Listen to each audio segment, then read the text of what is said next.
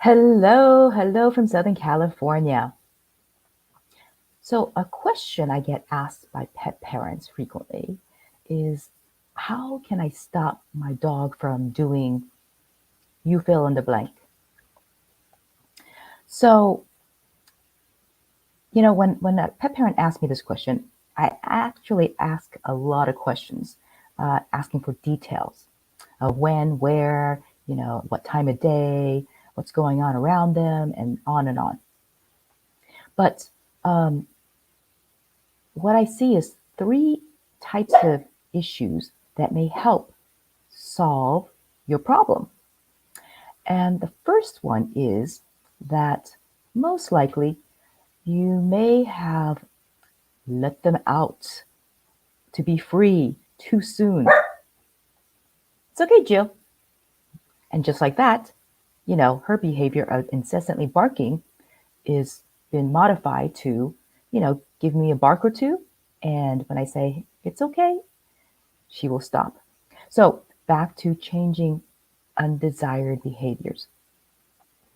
So the first thing, like I mentioned, is that sometimes they let them free too soon.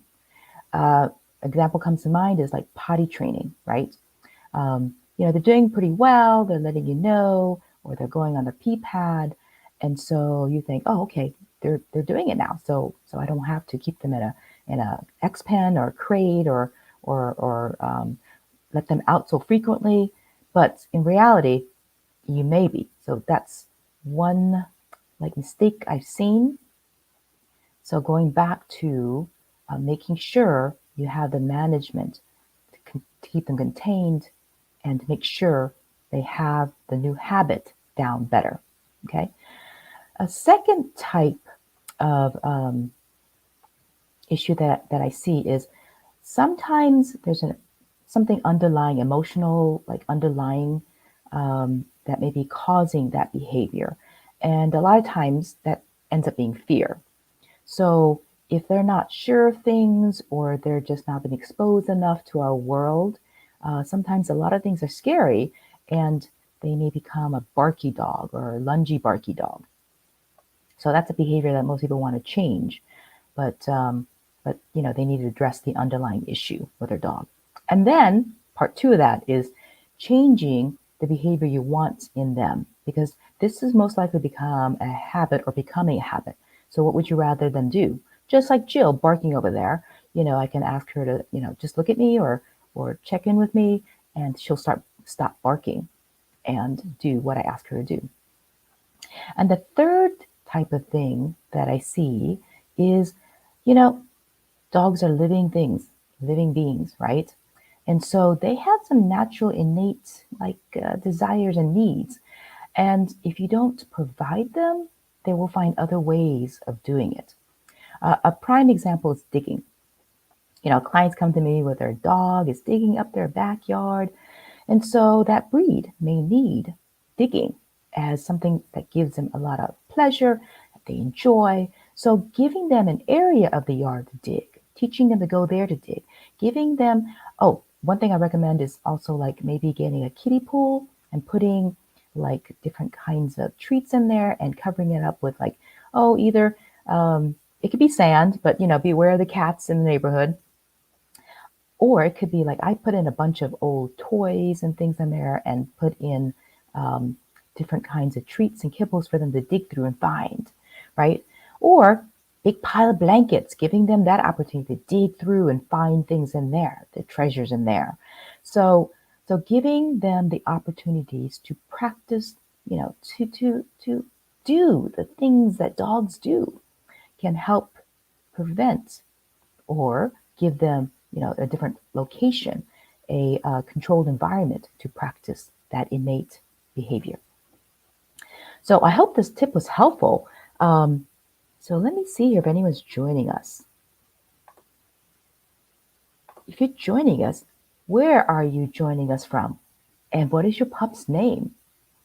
And you know what? I realized I forgot to introduce myself. So who am I? My name is Linda Kwan, and I am the owner and trainer at WowBowWow. We specialize in working with pet parents with pups up to about 2 years old. and we help them understand their dog so training becomes easier. So if you are joining us, let me know. Let me know where you're tuning in from and what's your pup's name. If you're joining us later on the replay, just hashtag replay and let us know who you are and where you're coming from. And you know what? Besides your pup's name, what kind of dog do you have? Do you have a certain kind of breed, or do you have like mutts like I do? So let me take this off now. Now, who has brought home a new puppy or a new rescue dog? And you're having these questions. How do I stop my dog from doing this? If you like, drop it in the chat. What kind of behaviors do you want to change? And are any of my tips that I just suggested, like an aha moment for you? Do they give you like a moment of, oh, if I start working with my dog in that way, if I like maybe go back to more management, or have I dropped the ball? Am I not being consistent? Yeah, we all do that. So don't worry. So if that's an aha moment, let me know down below. Aha moment, or light bulb. Give me a light bulb emoji. Or, if you realize your dog has this desire, you realize, I gave the example of digging, and that, oh, that makes sense. They need to do these things. They need to do these things, smelling, digging. Some dogs, not all dogs are big diggers, but, scent work is another great thing to provide your dog, just to throw that in there. So, I just wanted to also let you know, because, obviously, we have courses. And in January, if you're bringing home a puppy for the holidays or bringing home a new dog, new rescue dog for the holidays, I have classes that are starting in January. So my puppy class, which is for dogs, between like new, like 8-week-old, 7-8-week-old, up to about maybe 4 to 5 month old, is starting in January on the Tuesday, 10th. That's right, January 10th at 6:30 p.m. So I just want to let you know, I'm going to post it and share this, but the first 10 people, I have a special prize for you, a special bonus that I'm going to give you. So like I said, I'm going to post, later this month when you can start signing up for that. But just to let you know, a little secret here, I got a prize for you.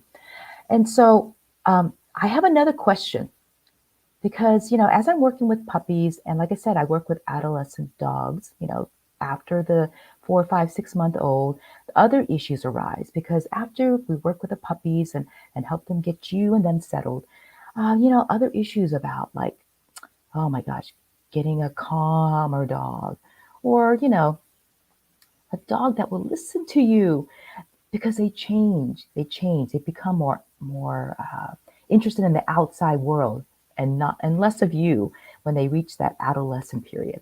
So I'm thinking of providing an extension of the puppy course into a 6-month membership for your dogs, for you and your dog to continue working with me for like a 6-month period, to work through those changes in them, to help you when they get bigger and it's harder to control them.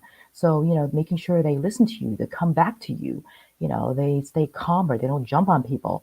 So if you're interested in something like that, drop it in the chat. Put down there, I would love a membership. I would love to continue in a membership. So that's, my request to you, if you could give me some feedback on there. Anyway, you hope you're having a great Saturday, and it looks like I have to sign off and get to my group field trip. But have a great Saturday, and I will see you on Tuesday.